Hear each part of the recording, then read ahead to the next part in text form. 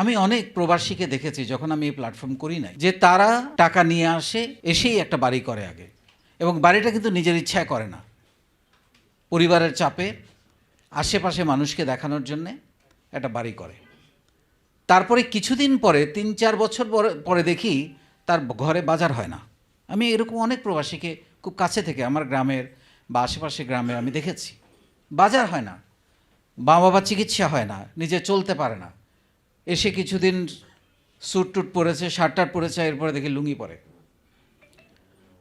তা আমি দেখলাম যে আসলে পুরোটাই পরিকল্পনার অভাব। তার কাছে কিন্তু টাকা ছিল, এমন না যে তার কাছে 20 লাখ 30 লাখ টাকা ছিল। আমার খুব কাছের একজন আত্মীয়, তিনি যখন বিল্ডিং করেছেন ওনার বাড়িতে, তখন আমাদের ঘর কিন্তু টিনের। আমি আজ থেকে ধরেন আরও 40-50 বছর আগের কথা বলছি।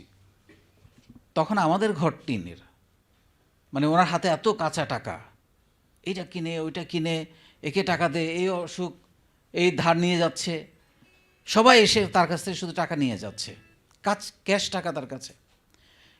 কিন্তু যেই মানুষগুলো তার থেকে টাকা নিয়েছে, ওই মানুষটা যখন অসুস্থ হয়, সেই টাকাগুলো পর্যন্ত তারা ফেরত দেয় নাই, তার টাকা ফেরত দেয় নাই।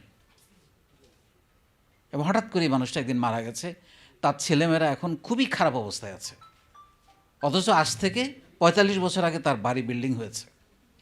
শুধুমাত্র পরিকল্পনার অভাব।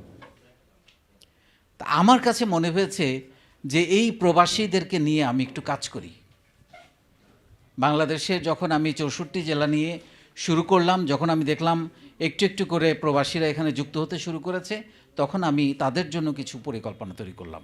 আমাদের প্রবাসীদের, বিশেষ করে মিডল ইস্টে যারা থাকে, আপনারা জানেন যে আমাদের 1 কোটিরও বেশি প্রবাসীর মধ্যে প্রায় 85% থাকে মিডল ইস্টে, বাকিরা হয়তো ইউরোপ, আমেরিকা, বিভিন্ন দেশে, অন্যান্য দেশে থাকে।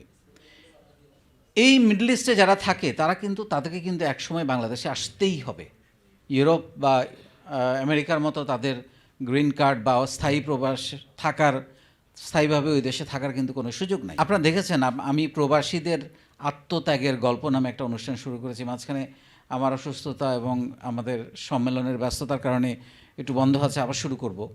সেখানে আমি অনেক প্রবাসীর গল্প শুনেছি, 20 বছর, 25 বছর, 30 বছর ধরে সৌদি আরবে আছেন, দুবাইতে আছেন বা বিভিন্ন দেশে আছেন। অবাক লাগে আমার যে তার পরিবার কোথায়, কার জন্য এত কষ্ট, কেন এই মানুষগুলোকে আমরা বাংলাদেশে আনতে পারছি না, সাহস দিতে পারছি না।